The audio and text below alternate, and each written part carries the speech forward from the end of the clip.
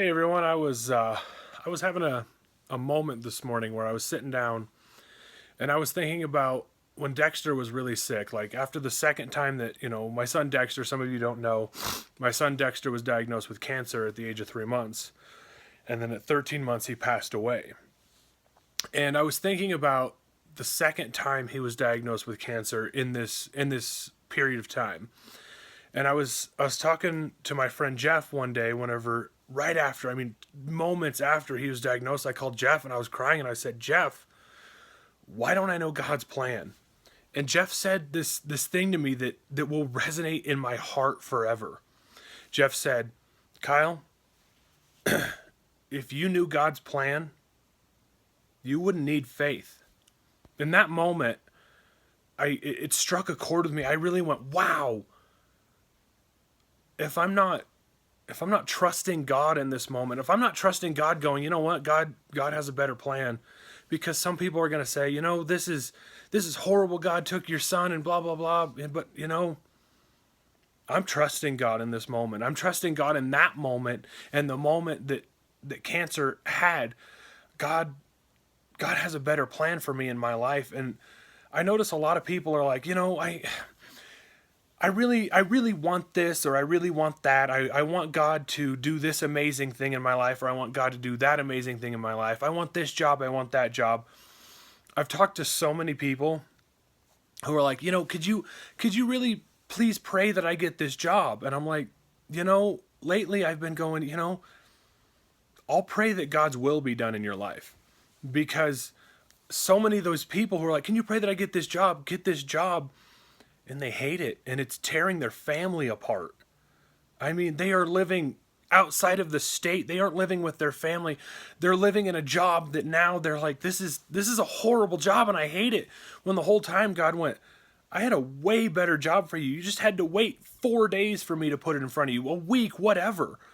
This moment where we're going, our faith is based on trusting God's plan more than just saying, I have the faith, but I have the faith to trust God that what God is going to do, I don't have to know his plan because I already know his plan is better.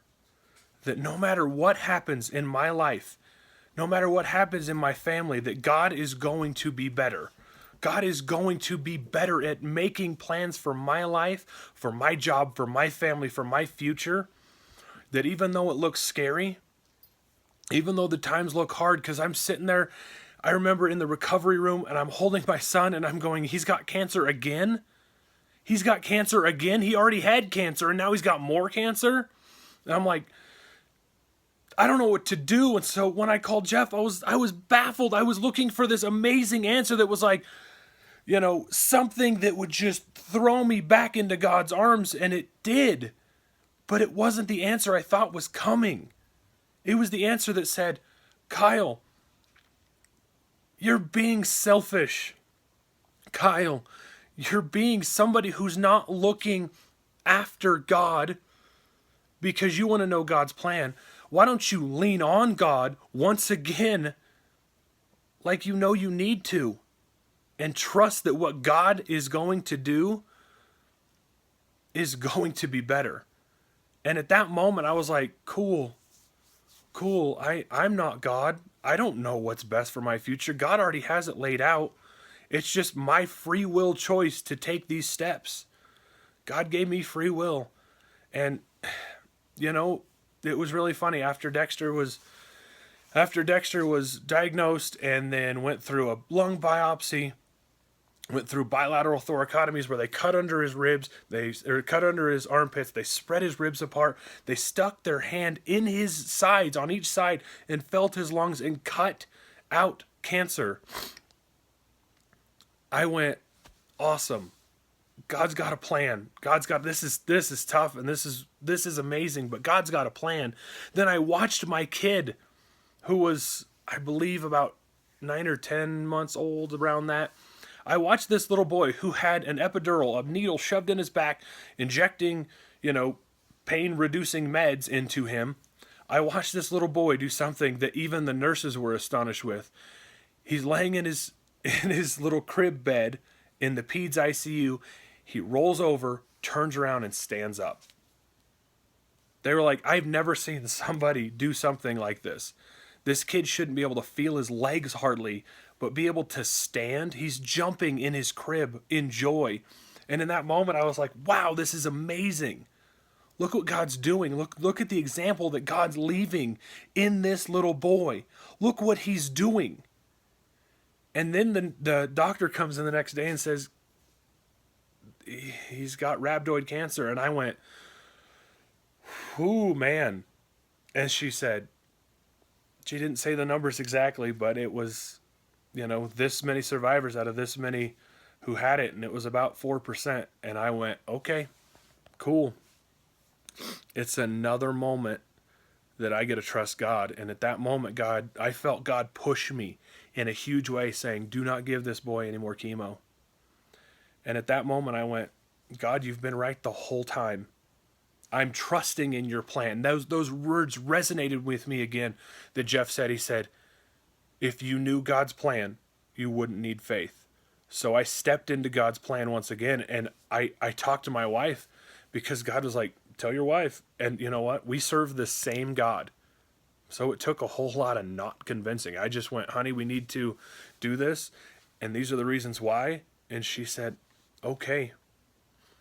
We serve the same God. She had the same faith saying, I'm going to trust God in this. I'm going to trust that God has a better plan for me and my family and for my future than I do. And guys, that's the moment that pushed me closer to God. The moment my son died in my arms, when I was holding this little boy, was the moment that all of this plan came to fruition. God said, I love you so much that I'm not going to just take your son. I'm going to take him to heaven. Guys, God's plan stood out to me in this moment. God's plan said, I love you so much. I love you so much that I'm not just going to let your kid rot in a hole in the ground for eternity. He said, I'm going to take your son's soul to heaven with me forever. Guys, that was a huge moment for me to say, man, I was holding my son and I was watching him die and I watched him take his last breath. And I remember the moment that God took my son from my arms. And I looked down and I'm like, I'm holding a wax figure of my son because this is no longer my boy. Because he is not a body. He is a soul. And his soul went to heaven. Guys, trusting God's plan may not always be easy in the moment, but there will be joy in it. There will be happiness. Guys, you gotta trust. Trust that God's plan is better than yours. Don't pray for your will to be done. Pray for God's will to be done because it's better than yours. Guys, have a blessed, blessed day.